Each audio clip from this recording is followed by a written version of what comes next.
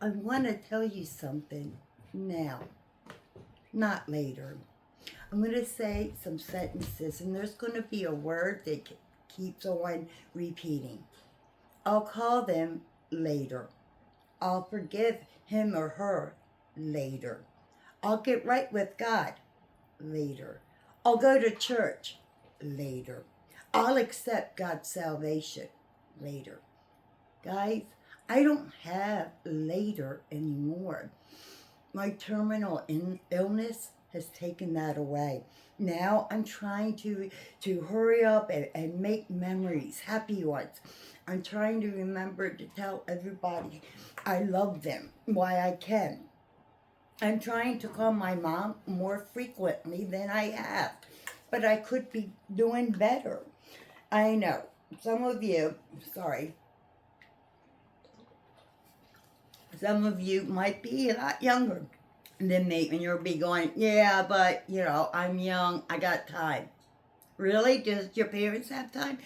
Do you know if they're going to have another tomorrow? And what about you? Even though you might be young, you're only one diagnosis away from leaving this earth. And I found out the hard way, and now I have to hurry.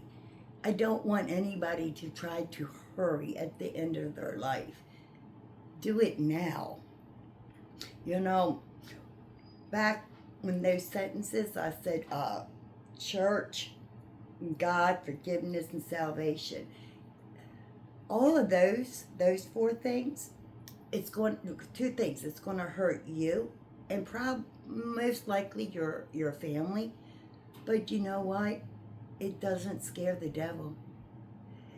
The devil don't care if you have knowledge. The devil don't care if you go, I'm going to go to church tomorrow. Guess what? He doesn't care because it's static. It's all static and empty. He's afraid of action. The Bible suggests that the devil really is afraid of action. If we look at James 4:7, listen to this. Submit yourselves, therefore, to God.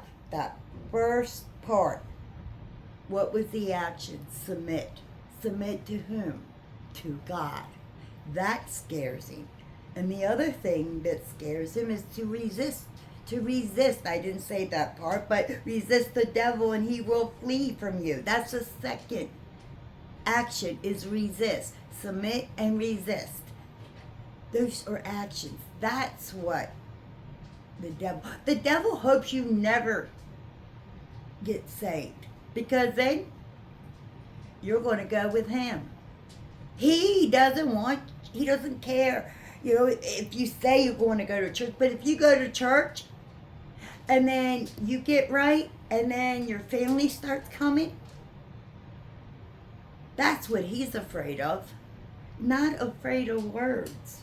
What he's afraid of is us obeying God and living a transformed life. This highlights both the submission, which I told you, and resisting. They're actively. We're actively doing it. And obedience is the devil's greatest fear. And to live truth, where faith moves beyond words and becomes a practical way of life. That's it. Even before I had this terminal illness, and even though I was old enough that I should have known not to put things off, but I did, even as an older person. We look at James 4:13 to 15. James 4:13 to 15. Okay, I'm going to read it in parts. Okay, so I'm going to read verse 13 and we're going to comment. Go to now, ye that say, today or tomorrow we will go into such a city and continue there a year and buy and sell and get drained. Okay, This is what we're still saying now. It's not changed from biblical times to modern times. We're all saying it. Yeah, well, this is what I'm going to do today. This is what I'm going to do tomorrow. I'm going to do this. I'm going to do that. Wait a minute. God has something to say about that. Let's look at verse 14. Whereas you know not what shall be on the morrow, for what is your life? Before we get there, he's saying, hey, you don't know what tomorrow, you don't even know for an hour from now what's going to be like, let alone tomorrow. And if we think we do, then we're just, I don't know, because the word I want to say is moron, but I don't think that it should say that. But we really should know that we really don't know. And why? Because the scripture says, for what is your life? It's even a vapor that appeareth for a little time, and then vanisheth away.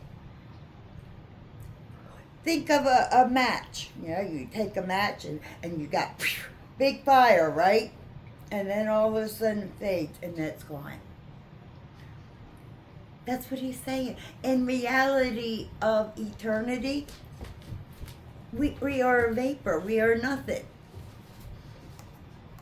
And then it says, for that you ought to say, if the Lord will, we shall live and do this or that.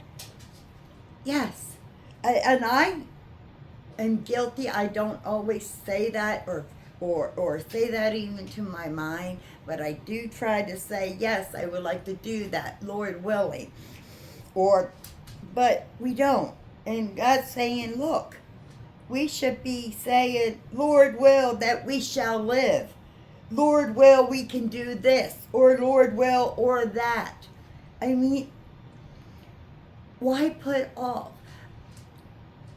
No, I know that there are other people out here watching that have this stupid terminal disease that I have, or a caregiver. And yes, we have a lot of hard times. But we need to make the most of it while we can. And make happy moments. It's important. So no more. Now you need to say, I'll call them now. I'll forgive them now. I'm going to get right with God now. I want to go to church now. I'll accept God's salvation now. No more later. Please don't wait. If God puts someone on your heart while you watch this, reach out to them today. Call, text, forgive, pray. In the comments, if you are laying one of those laters down, just put 1 so I know.